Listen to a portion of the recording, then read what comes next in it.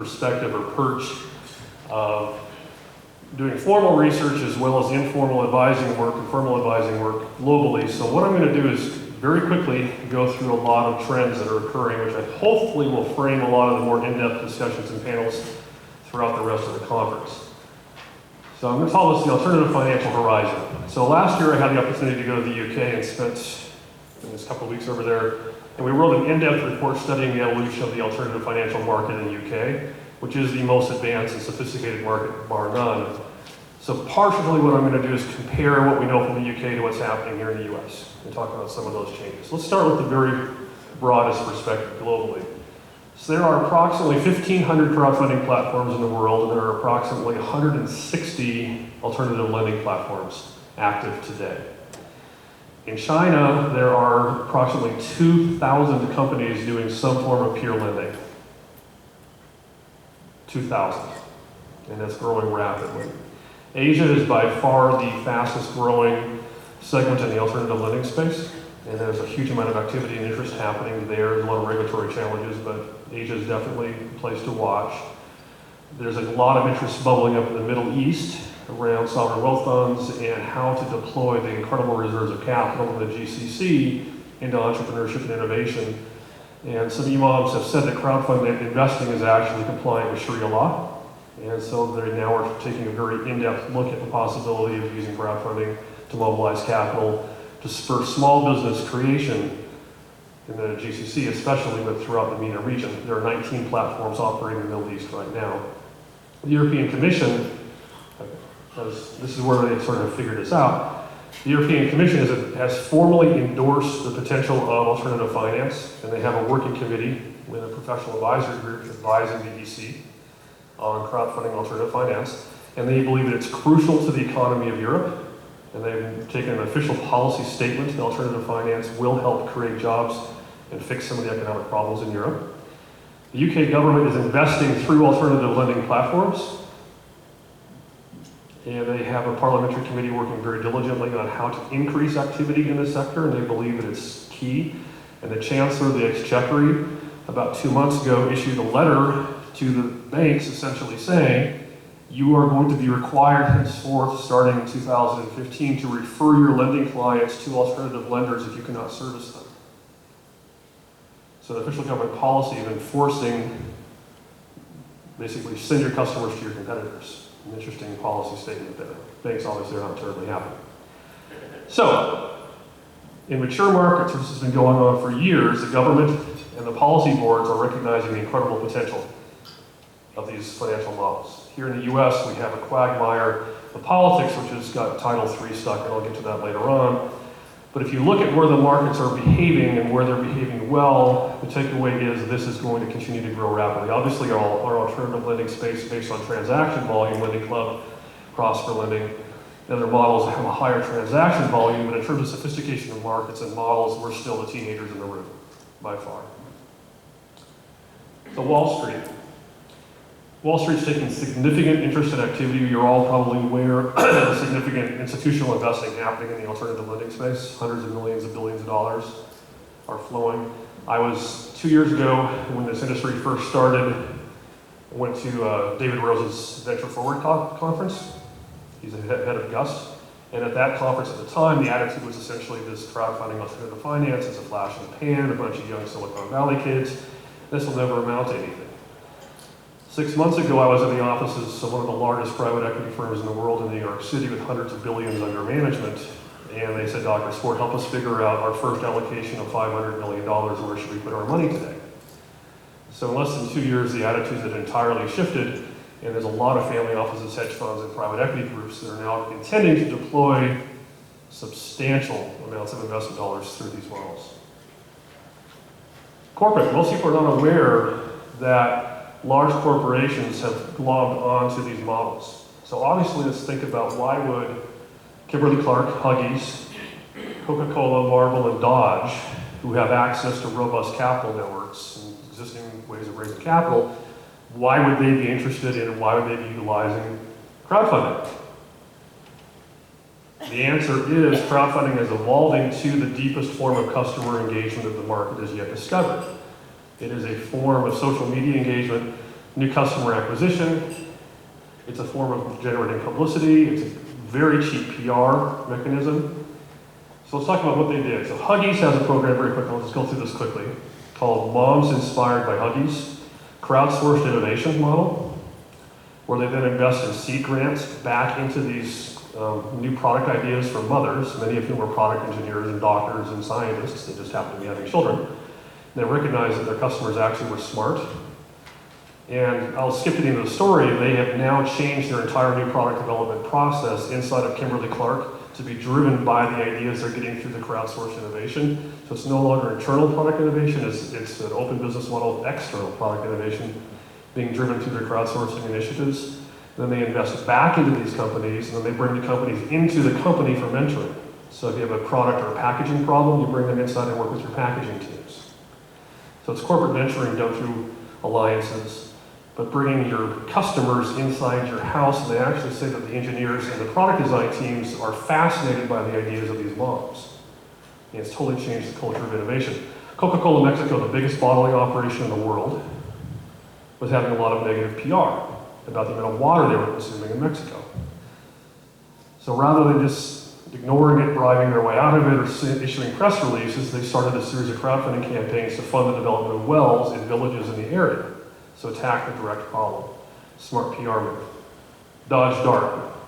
It's called the Dodge Dart Registry. It originally started off as a send your kid to college, your aunt can buy the wheels, your dad can buy the brakes, your mom can buy the engine. You can crowdfund a car.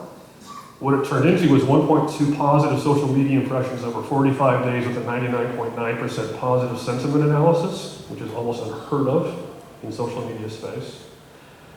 Cost per impression at 31% of standard social media marketing.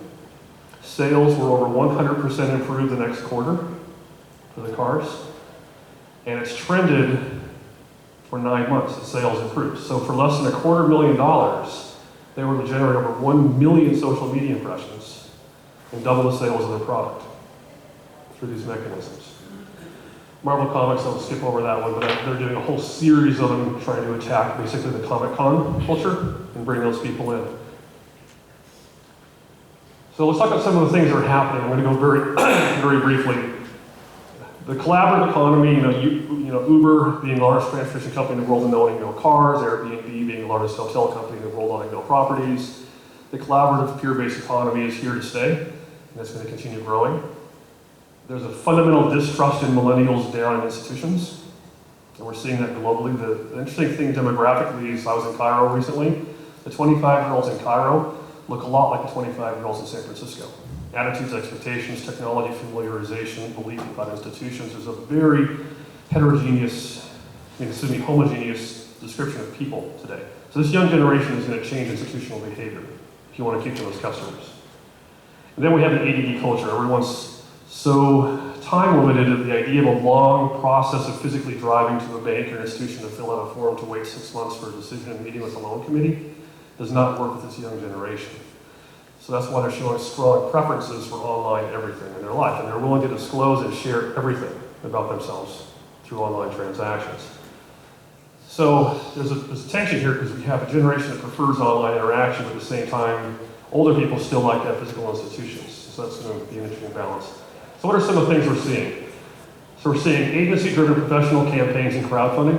If we look at the data, the number of people raising very large amounts of money is dramatically increasing. It's not because they're getting smarter, it's because there's very smart agencies in Los Angeles and San Francisco that are running very sophisticated marketing campaigns for companies. This is becoming a new marketing channel. Crowdfunding is essentially a multi-channel integrated marketing strategy. Don't think about it as a financial activity. Financing is oftentimes one of the least important outcomes of a crowdfunding project. Banks are looking for partnerships. Lots of banks are talking to consulting firms. Right now, some of the big four are starting to show interest. Rand, Gardner, they started to poke around their noses a little bit. Some of the bank sector-specific firms. So the question is, how can banks partner with or invest in or buy alternative lending platforms and alternative finance platforms? Because sometimes the regulatory burden prevents you from doing it yourself, so just buy your competitors out, and that model is definitely evolving. I worked for a venture capitalist a few years ago. We met with Jamie Dimon at Chase Bank. Jamie's known for his positive and friendly personality, right? So what Jamie said was, somebody got the joke there. Of course we're tracking crowdfunding. And when there's revenue, it makes it worth us spinning up a team. We'll own the damn market. But it's not big enough for us to care about yet. But once we do, Wall Street's not going to let these little guys own a revenue stream. We'll buy them out, beat them at their own game. I think that tipping point's coming. I think 2015, 2016, we'll see much more entrance of very sophisticated players into the market. You're seeing, interestingly, alternative finance firms buying brokerages and buying traditional finance firms. We're seeing the opposite of what you would expect. So the mergers and acquisitions are coming because the venture capitalists have put $600 million into investing into alternative lending platforms this year, not financing through the platforms, they're investing into the platforms. $600 million so far this year. So all these companies are very richly backed by VCs. So they're taking their piles of cash and they're buying the financial services professionals they need to be able to succeed in the market. Seeing a lot of Chinese money entering the market as well, specifically in the real estate sector. I actually didn't realize it when I was talking to the third wealthiest man in China a few weeks ago, not knowing who he was, but somebody asked me to take a call. A lot of interest in how Chinese investors can take advantage of some of the changes in our laws. And we're starting to 2 or 3 of the larger platforms have taken on, very quietly, they've taken on money from Chinese investors. So here's the Richard Swart theory of what's really happening. And I could bore you with the taxonomy discussion of the models, but at the highest level, here's what's going on. There's a set of mechanisms for customer acquisition and for discovery of deals that are being tied to new business models, sometimes applied in counterintuitive ways, that sometimes create and sometimes actually disrupt markets. In many ways, due to counter-cyclical trends. And let me give you an example of a counter-cyclical trend. Non-employer firms, meaning solo entrepreneurs, they absolutely are counter-cyclical to economic downturns. So, when large firms are laying off, obviously a lot of people are forced to create their own businesses. The second fastest growing segment of entrepreneurs in America is 50 plus. Necessity entrepreneurship. People have been laid off, their retirement accounts have vaporized, they've lost their investments, they've had their college kids and moved back in with them because their kids are out of work. So the 50s and 60-year-olds are having to create side businesses or new businesses. So you think about entrepreneurship as being 24-year-olds in Y Combinator, but oftentimes it's their fathers who are of necessity having to create new opportunities. So it's forcing organizations, companies, banks, philanthropies, foundations, whoever is applying these models to operate in very transparent, open, and collaborative ways. People talk about transparency and openness. Nobody really does it very well. I'll give Prosper and Lending Club a lot of credit for their transparency and what they're doing. And they are leaders clearly in the field. The industry talks about this as critical to our success, but most firms don't share their data. And speaking as a data geek, I can promise you most firms are not very transparent. They need to be. But here's the key. These new business models can be extremely profitable. This is not driven by altruism. This is not being driven by a sense of societal change. This is smart people figuring out ways to drive a profit. So here's the questions you need to be asking yourself. Is there a sustainable revenue model? Many of these crowdfunding platforms are going to collapse because they have not figured out their financial models very well. From a corporate perspective, crowdfunding is the cheapest form of market research you can do. Phenomenal ability to mine data and engage with your customers. How can you extend its reach and acquire new financing or new investors? I'll give you an example, U-Haul. Most people don't know that U-Haul is one of the early leaders in crowdfunding. They have raised $61 million on their own site, do-it-yourself, and they're actually securitized debt notes. What they've done is they've sold to their own employees, and retirees is their primary customer. So it's not an ESOP, it's debt notes. But they've raised $61 million in the last 2 years. And they continue to raise more money that way. So the next question is, how do we get consumer investors or retail investors to change their investing behavior? That's the real Achilles heel. You'll always find the entrepreneurs, you'll always find the demand. How do you find the supply? Where does the supply come from? And that's basically an education awareness issue. I have seen data that says that in the UK, which is a very mature market, less than 3% of UK citizens understand what this is. In the US, in the rural parts of America, it's less than 1%. So going back to the technology adoption cycle, we're still at the very beginning, folks. We're in very, very early stages of a new industry. Crowdfunding is a way to monetize and measure social media impact. So if you're thinking about crowdfunding as financing, don't forget, you can, they say a Facebook like is $136 of value. I'd much prefer for somebody to give me $86 for something I care about. That person's committed. And we know psychologically, once you have financial stake in something, you're much more committed to the cause of the brand. So it is a new form of social media engagement.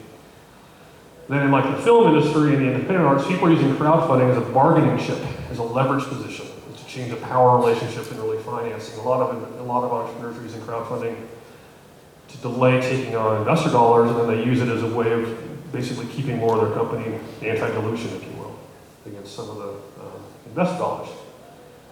So here's my doom and gloom slides. People always say I'm negative, but being an academic, I try to just be objective. So, a lot of platforms are going to collapse. They don't have enough capitalization, they don't have enough sophistication and understanding of the financial industries in which they operate, and many are undercapitalized. Some platforms are horrible architecturally.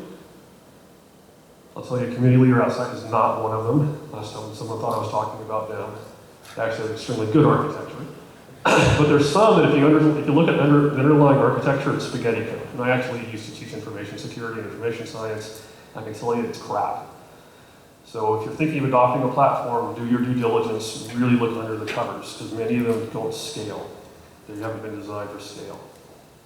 There was one that was accepting PII without requiring SSL certificates. So please register on the site as an investor with your name, your social security number, and all your information without a secure link.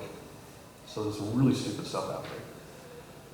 So a lot of people that are trying to enter the crowdfunding market, meaning real estate investment firms, financial firms, hedge funds, people that with money that see an interesting market opportunity and have a sort of a subset of understanding of the market dynamics, and they're entering the market not knowing how it works. It includes universities and philanthropies, and it's failing dramatically. And part of what's important to understand is crowdfunding oftentimes acts as a marketing activity, which results in subsequent funding later. I'll use an example. The University of Utah did an autism behavioral intervention crowdfunding campaign, and it was a miserable failure. They raised 20% of their goal or something like that. But within 6 months of the end of the campaign, they had tripled their expected fundraising in the campaign because old donors didn't want to go onto a website. And they called the university and had traditional meetings and wrote checks the old-fashioned way. So you have to understand this is a marketing channel, not just a fundraising vehicle, which sometimes has secondary benefits far past the campaign itself. Equity crowdfunding in the UK and Europe, where it's legal and going for years, they've only done hundreds of millions of dollars, which in the size of the financial markets is very small. Equity crowdfunding works well for a limited set of companies under a certain set of circumstances in some markets. It's not going to save the world. It's not going to be a $500 billion market. Alternative finance is going to be a $500 billion or $1 trillion market. As I've already said, we're not being very transparent. So I'm getting calls. I get calls from interesting people. Lately, the calls have been from the Federal Reserve. I'm getting lots of calls from the Fed right now. And they're really sniffing around the alternative finance industry. And they have a lot of concerns. And when I talk to people that understand DC more than I do, the basic rhetoric is the Fed calling is never a good sign. Some things they're concerned. So I believe that, especially the merchant cash advance people, which is one side of alternative finance companies, they're possibly facing more regulation to come soon. And I'm very pessimistic on intrastate crowdfunding simply based on the early evidence. It's just not working. So we already know about alternative finance. There's some great speakers, and Ron Suber's coming in. I'm just going to lay some discussion points that he can go into detail. This is all about using off-balance sheet measures to do credit scoring and risk modeling. There's a lot of data out there that by regulation banks can't use. So these new upstart companies are using data that's available. 91% of small businesses have online banking now. So you can tap and look at the actual day-to-day activity of the people you're lending to and watch the cash flow and watch the distribution of cash and literally monitor the health of the business in real time. That's a whole different way of lending, and is looking at a set of financial documents and making a guess as to their creditworthiness. So that's part of the transition that's happening, is the ability to mine data in real time. Off-balance sheet measures appear to be highly predictive. These companies seem, so obviously it's their intellectual property and their secret sauce. They're not sharing underlying algorithms, but they're doing very well. Our crowd's the most interesting equity crowdfunding firm right now. Most people don't talk about them very much as they're Israeli based, although they have US operations. They have funded 65 deals in 18 months. 16 have already had second financing events, one of which is already IPO'd. So talking about secondary market, or is there demand for these products, and is crowdfunding going to destroy the ability for future financing? In less than 18 months, 25% have already had a second round of financing coming in. So they operate as a virtual VC firm and happens to have a crowdfunding site. And the reason they're being so successful is some cultural issues, but also they have 130 years of VC and private equity experience on the bench. So they're approaching this as a financial play by very serious people. So here's some things happening. So the UK, we always talk about why is the UK market so extraordinary? Why is it growing at 240% a year? Why is it so sophisticated? Most people don't know there's tax incentives built into the UK model. These tax incentives are substantial. And that's one reason why there's such growth in that market space. So there's an opportunity to get some tax benefits for investing in these sectors. So Asia, I've already talked about the peer lending explosion. The Chinese government actually shut down one platform because it brought in 81 billion US in 9 months in peer lending. Billion, not million, billion. The Chinese government shut it down. Where's that demand coming from? The middle class. 3.1 billion people are now in the middle class in the world. And they're looking for investment opportunities. They're looking for ways of monetizing and making some money off their cash reserves. I think my wife has X number of dollars on her money market accounts, get 0.6% or something like that, some ridiculous number. And I said, hey, there's this thing called Prosper. My wife's both an engineer and an MBA, and she's a quant jock, so she's been spending the last 2 months building models before she'll actually invest. And when she builds her model, she'll eventually do that. She's now thinking of reallocating all of our cash reserves into marketplace lending, based on her analysis of the market. So the next thing is there's trillions of dollars that needs to be repatriated. And there's some discussion on the Hill right now creating series of tax incentives to marry repatriation to investing in small businesses and doing that. So basically, if you use a crowdfunding platform and you invest in a technology-based or innovation-based company, you get a tax break. So basically figure out ways of bringing the money back and making it benefit companies and also stimulating small business growth, because we know the Fortune 500 generates no jobs. The data is very clear that all job creation, all job growth in America comes from SMEs. And there's other speakers in won't go into detail, but self-directed IRAs. I actually advise a company here in the Bay Area that has raised $31 million through self-directed IRAs. They did it all themselves. They train their investors how to move money and how to create self-directed IRAs. And they're now a $350 million company. And they went from being 6 guys to 80 people very quickly. So there's a case study of how to use self-directed IRAs for growth. What is the market demand? There's been interesting research recently studying the expectations of both borrowers and lenders in marketplace lending sites. I'm just going to quickly go through some of the highlights of what we're finding. They want more tools. They want portfolio analysis, risk calculators. They want tools and ways of understanding rates and interest and returns on multiple sites. They want to be able to compare across sites. They want to have physical interaction and social interaction with the lenders and the borrowers. They want to be able to talk to each other. They want a physical branch. They want some sort of physical presence. And they want you to partner with the bank. They feel much more comfortable there is a bank involved somewhere in the process. They want real estate loans, vehicle loans, and small business loans, not just refinancing them on like consumer debt. Why do people lend? You can choose the borrowers, you can diversify your funds, you feel like you're in control, and there's also the philanthropic angle. They feel like they want to be able to choose who they help. So it's not just an investment, it's also a social play. They like the online access and efficiency. The rates of returns are phenomenal if you're properly diversified. And there's a lot of debate about the portfolio allocation theory of online lending, but roughly 140, 150 investments, you're pretty safe. And then people believe the capital markets are rigged and they don't trust big institutions any longer. So one of the fallouts of the last few years is a fundamental distrust in traditional players. So if there's a bank involved, the market would grow substantially. So banks need to figure out how to partner with some of these platforms. And they also want a physical interaction. They want to be able to talk to a physical human being. Despite the preference for living their lives online, people still want that. And by the way, the distrust of institutions isn't just a millennial. Demographically, the sector of the population with the least trust in banks is people 55 and older. Not just young people. So alternative finance basically is an international market for allocating institutional investments. Primary model is debt instruments. It's relatively low risk.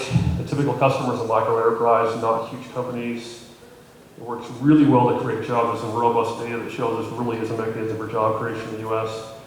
It also attracts follow-on investing activity. So there's companies that do crowdfunding where they go back to the same bank that turned them down and they now have some revenue, and they now have some sales, and they're able to get funded. And a lot of them get secondary funding from angels and VC networks very quickly.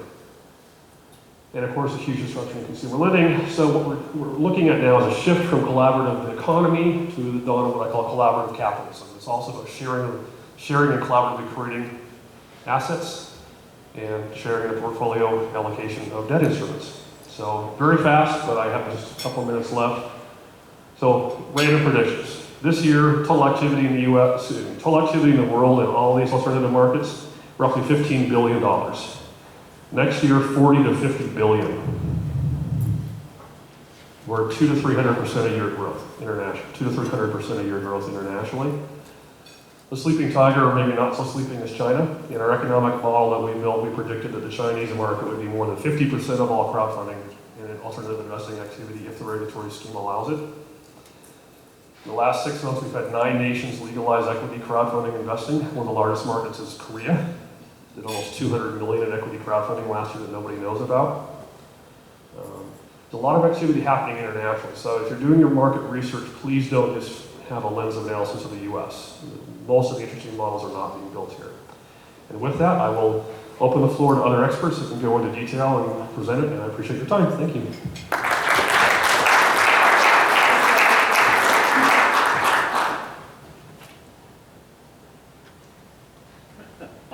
Hi. Photo op. Take a for selfie. Crowdfund. And I just did want to take this opportunity to thank our media sponsors. Thank you very much, Richard.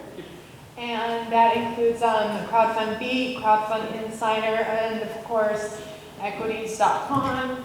We're also very excited to have the presence of, quite a large presence of press, including our John Furlow, who is here on behalf of a lot of press, including Forbes and Newsmax. And he's an excellent speaker. We're looking forward to his presentation tomorrow.